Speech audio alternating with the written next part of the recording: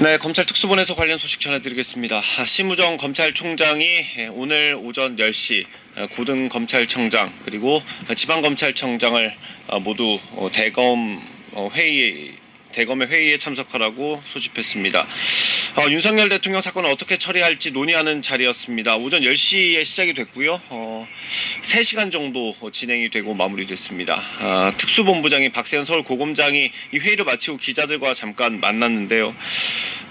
이 자리에서 수사 경과와 증거 관계를 설명했다고 하고요. 그리고 윤석열 대통령 기소 여부나 석방 불구속 수사 이런 다양한 의견들이 논의됐다고 설명했습니다. 그리고 이런 논의들을 토대로 심우정 총장이 최종 결정을 내릴 거다라고 설명했습니다. 오늘 회의가 소집된 배경을 권준수 기자가 설명해 주시죠. 네, 오늘 이제 검찰이 회의를 진행하게 된 이유는 이제 윤 대통령의 구속 기소 여부를 결정해야 되기 때문입니다. 우선 검찰은 공수처로부터 지난 23일, 그러니까 사흘 전이죠. 사흘 전에 수사를 마무리한 공수처가 이제 사건을 송부했습니다. 이 사건을 이제 검찰에 넘겨받았는데 당일에 바로 구속기한 연장을 신청했거든요. 이게 왜 그러냐면 검찰이 공수처에 사건을 넘겨줬을 때 열흘씩 수사를 나눠서 진행하기로 했습니다. 이 전제가 이제 체포 기한을 이제 20일, 그러니까 구속 기한을 20일까지 본 건데 이게 이제 연장이 될 경우에 20일입니다. 그런데 서울중앙지방법원이 지난 24일 밤, 그러니까 이제 그저께 밤에 검찰의 신청에 대해서 불허 결정을 내렸는데요. 그러니까 허가하지 않았습니다. 이후 검찰은 어제 새벽에 법원 결정 4시간 만에 다시 또 이제 신청을 했지만 법원은 이 재신청도 불허하면서 검찰 입장에서는 시간이 촉박해진 겁니다. 이제 구속 기간이 끝나가고 있으니 검찰을 회의를 열게 된 건데요. 이 검찰 기한은 오는 27일 자정으로 보고 있습니다. 다만 이제 검찰이 피의자에 대한, 즉 윤석열 대통령에 대한 이 대면 조사를 한 번도 진행하지 못한 채 공소를 유지하게 된 상황입니다. 네, 법원에서 앞서 구속기간 연장 신청이 불허된 이유는 법원은 공수처법에 근거하고 있다고 설명하고 있습니다. 공수처의 경우 직접 수사하고 기소할 수 있는 대상 그리고 그렇지 않은 대상이 나뉩니다. 대통령의 경우에는 수사만 할 수 있고 공수처가 직접 재판에 넘길 수는 없습니다. 법원은 그런 사건의 경우에는 신속하게 기소 여부를 결정하라고만 했을 뿐 추가 수사에 대한 어떤 규정이 없다라고 판단했습니다. 그러니까 구속기간을 늘리면서까지 전면적으로 검찰이 강제 수사를 할 근거나 이유가 없다라고 본 겁니다. 그렇다면 가장 유력하게 검토되는 것, 검찰이 선택할 수 있는 것 중에 하나가 구속기소 아니겠습니까? 맞습니다. 아무래도 이제 공수처가 제대로 수사를 진행하지는 못했지만 이제 검찰 입장에서는 이 구속 기간 안에 기소하지 않으면 이제 윤 대통령을 풀어줘야 합니다. 아까 말씀드린 대로 이 1차 구속 기한을 27일 내일까지로 보고 있는데 검찰이 윤 대통령을 이 기간 안에 재판에 넘기지 않으면 이제 석방해야 되고 반대로 이제 재판에 넘길 경우에는 구속된 상태에서 윤 대통령을 이제 재판에 넘기게 되고 또 이제 혐의를 이제 그 과정에서 입증해 나가게 됩니다. 이제 가장 유력한 거는 이제 말씀드린 대로 구속 기소인데 아무래도 이제 불기소 결정을 내리긴 좀 어려울 거라 좀 보고 있는 게 이제 법조계의 시각입니다. 네, 이렇게 조사가 없이도 구속 기소, 그러니까 재판에 넘기는 게 가능하다고 보는 이유도 있습니다. 검찰이 그동안 특수본을 꾸려서 이 계엄 사태 수사를 꾸준히 해왔고요.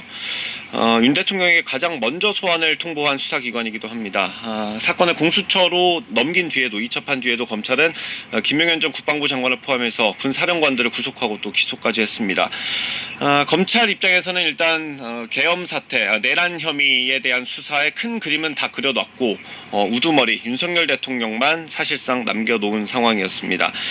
앞서 김용현 전 장관 공소장이나 다른 사령관들의 공소장을 보더라도 윤 대통령이 가장 많이 등장하고요. 그만큼 윤 대통령이 중요한 역할을 했다고 검찰은 보고 있는 겁니다. 그렇기 때문에 추가 수사 없이 기소하는 게 불가능하지는 않은 상황입니다.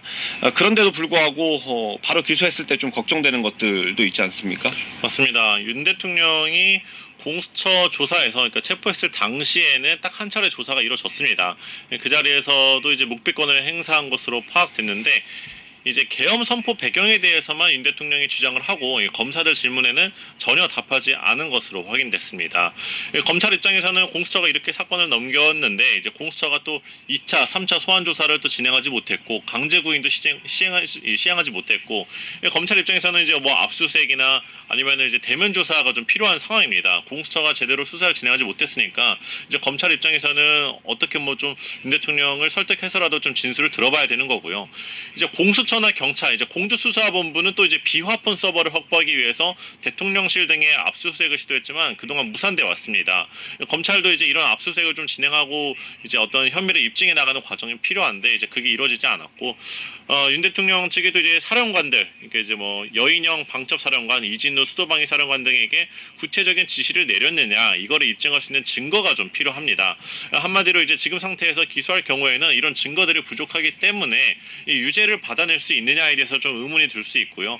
검찰 입장에서도 이제 재판 과정에서 이거 공소를 이제 유지해 나가는 과정이 좀 부담일 수밖에 없습니다. 네, 앞으로 사건을 어떻게 처리할지와는 별개로 이제 구속 기소하지 않으면 구속 기소하지 않고 이 구속 기간을 넘기게 되면 윤 대통령은 석방이 되게 됩니다. 그럼 바로 관저로 이동하게 되겠죠. 그러면 검찰에서 생각해 볼 수 있는 건 일단 불구속 상태에서 수사를 하는 것입니다. 소환을 다시 통보하거나 방문 조사를 하거나 이런 것들을 고민해 볼 수 있습니다. 그런데 지금까지 대응해온 기조들을 보면 소환 조사에 응하지 않을 가능성이 높아 보이고요. 또 법원이 공수처가 송부한 사건에 대해서 검찰의 보완 수사 규정이 없다고 봤기 때문에 나중에 또 이게 불법 수사 논란이 휘말릴 가능성도 있습니다. 또 다른 건 처음부터 아예 경찰이 다시 수사하고 이 사건을 다시 검찰로 송부하는 방향도 있기는 합니다. 희박하지만 뭐 아예 가능성을 배제할 수는 없는 상황이고요. 이런 수사 상황 그리고 또 방향과는 별개로 윤 대통령이 석방된다는 그 자체만으로도 비판 여론이 좀 일 수 있어서 그건 검찰에 부담이 될 수 있어 보입니다. 마지막으로 대통령 측의 입장을 좀 설명해 주실까요? 네, 윤석열 대통령의 구속기간 연장이 법원에서 거듭 불어되자 이 변호인단은 이제 윤 대통령을 바로 석방해야 한다 이렇게 주장했습니다. 서울중앙지방법원의 결정이 사법부의 마지막 자존심이다 이렇게 치켜 세우면서 평가를 내리기도 했는데요. 검찰이 이렇게 두 번이나 구속기한 연장을 신청한 건 그동안 이 공수처의 수사가 미진하다는 걸 자인한 거라면서 이 검찰이 또 이제 구속 기소를 이대로 강행한다면 공수처와 함께 이 위법 수사에 대한 책임을 묻겠다고 경고했습니다. 또 아까 말씀을 잠깐 드리긴 했는데 이 구속 기한에 대해서도 윤 대통령 변호인단은 25일 자정, 그러니까 어제 자정으로 좀 이렇게 계산을 했습니다. 이 체포 적부 심사가 있었던 기간을 합산하는 방식이 좀 달라서 검찰이랑 의견 충돌이 있는 건데 어쨌든 검찰은 이제 체포 적부심 심사 당일과 또 심사가 끝난 날까지 일수로 계산하면 27일이다. 그러니까 내일까지다 이렇게 보고 있고요. 근데 이제 윤 대통령 변호인단은 어제부터 구속에서 풀려났어야 한다며 좀 인권 침해 여부가 있어서 이제 빨리 석방을 시켜달라 이렇게 주장하고 있습니다. 뭐 검찰의 결과가 좀 어떻게 나올지 봐야 될 것 같습니다. 예, 말씀드린 것처럼 회의는 끝났고요. 심우정 검찰총장이 어떻게 판단할지 결정을 내릴지 지켜봐야 하는 상황입니다.